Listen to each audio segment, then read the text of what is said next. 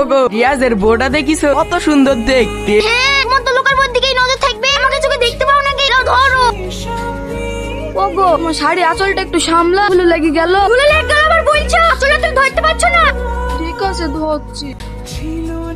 এখনো সময় আছে ভাই, বাঁচতে চাইলে বি করিসনি, ঘুরে বাড়ি চ।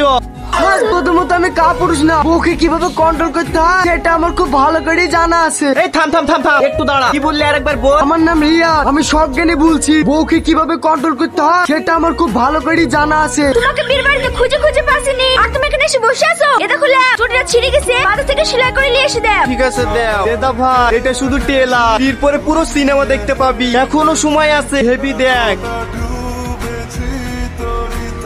ভাই, এখনো সময় আছে। কি চুপ করবি? এত সুন্দর একটা মুহূর্ত, কি মিষ্টি চেহারা দেখতে পাচ্ছিনি। আমার তো মনে হয়েছে যারা বি করেনি তারা বিশাল ভুল করেছে। বউ ছেড়ে কি বাঁচা যায়?